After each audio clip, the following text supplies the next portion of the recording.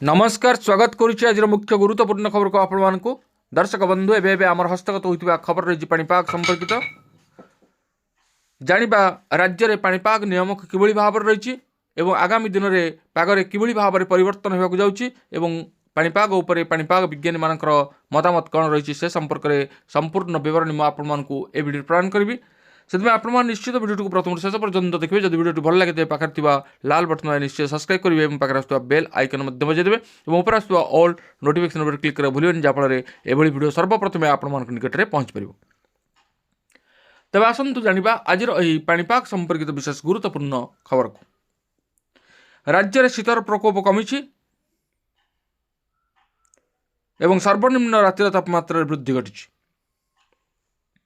आगामी 4 दिन पर्यंत पागरे विशेष किसी परिवर्तन नथिले यार पर 3 दिन मध्य सर्वनिम्न तापमात्रा आहरी 2 ରୁ 3 डिग्री वृद्धि पाइब बोली पाणीपाग विज्ञान पक्षर आकलन कर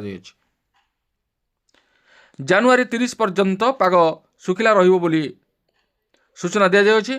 सेहिपरि आसंता 3 दिन अर्थात जानुआरी 27 पर्यंत बालेश्वर भद्रक जाजपुर केन्द्रापड़ा कटक जगतसिंहपुर सुंदरगढ़ झारसुगुड़ा अनुगुल ढेंकानाल कलाहांडी और कंधमाल जिलार विभिन्न स्थान में हालुकारु मध्यम धरणर कुहुड़ी परिलक्षित होगा नहीं पूर्वानुमान कर पाणीपाग विभाग पक्षर दिया तथ्य अनुसार गत 24 घंटे राज्यर 4 सहर सर्वनिम्न तापमात्रा 10 डिग्री तले रही।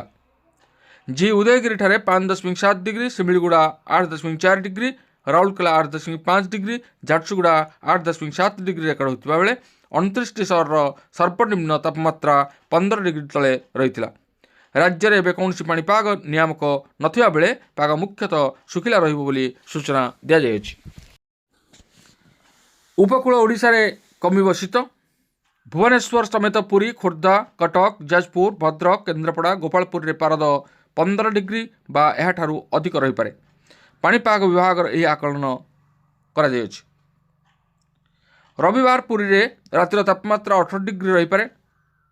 गोपालपुर और छत्रपुर रे 17, भद्रक जाजपुर और चांदबाली रे 15, भुवनेश्वर खोर्धा रे 14 डिग्री तापमात्रा रही पारे।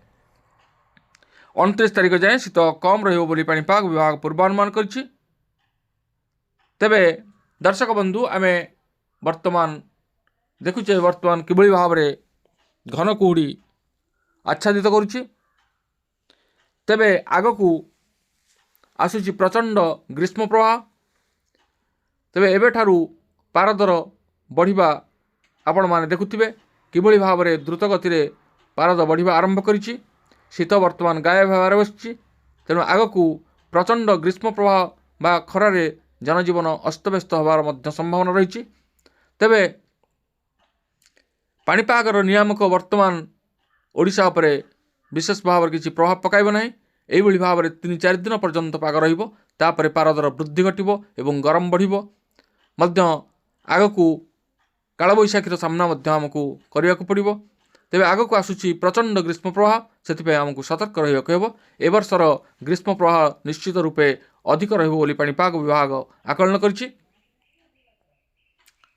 तेबे आमे ता पूर्वरु निजकू सतर्क रहिबाकू प्रस्तुत हेबा आवश्यक।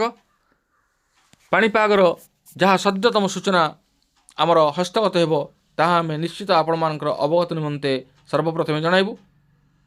तेबे ए थिला आजिर पाणीपाग संपर्कित एक विशेष गुरुत्वपूर्ण सूचना। आज पुणी देखा आगामी वीडियो रे। रहुछि धन्यवाद, नमस्कार।